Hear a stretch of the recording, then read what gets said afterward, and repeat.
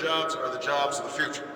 Not just because they pay well and can't be outsourced, and not just because they help strengthen our economy and lift up our middle class, but because they help us reduce our dependence on foreign oil and may just save this planet for our children. We've been talking about this for decades, but we can't afford any more empty talk. And that's why, as president, I will invest $150 billion over 10 years in establishing a green energy sector that will create up to 5 million new jobs.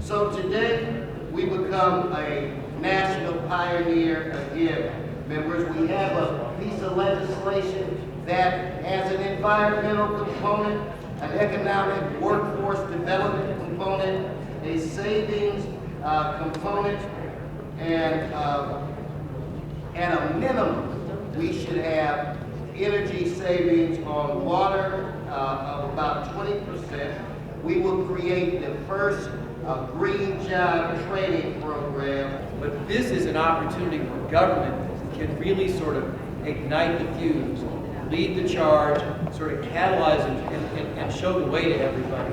That's what we're going to do with this program. Whatever we can do to bring ourselves into the 21st century, not only jobs, but also making them green is what we have to do. Thank you. So I ask for a unanimous vote.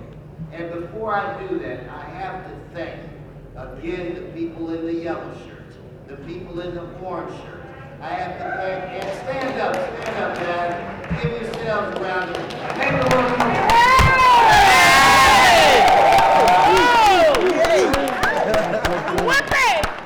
And Councilmember Greg Smith and I have purple shirts. 2 years ago, they were saying to us, no, let's let the private sector do it. Let's let the private sector do it. That's the lowest hanging fruit. Well, today is really about the public sector stepping out and saying, our workers need to do it. Our unionized workers need to do it. Let's take care of our communities. I can't tell you how unusual it is to have a moment where environmental goals and economic goals have come together in this way. I've seen so many cities around the country create a green jobs training program, but not think about what the jobs are. And I've seen so many cities in this country pass an environmental regulation and not think about who's going to do the work. We see states bringing folks in from out of state to do their construction work. We see green jobs program where people are trained for jobs that don't exist. This program brings together the goals of creating the demand for new energy efficiency and renewable resources with the goal of actually getting folks in our communities to work on those projects, rebuilding Los Angeles to be a more sustainable place. So environmental justice advocates, environmental activists, education, community development, workforce, equity across the board has collaborated so successfully with the government, with the public sector to bring this policy and this ordinance forward so that incumbent city workers get retrained, whether it's our gardeners, whether it's our custodians that take care of this building using green, green cleaning products. So this is just really exciting. Now we got a lot of work to do, right? Because now we need the money and we need to put this plan into practice. This is the first piece. Let's move forward. Thank you.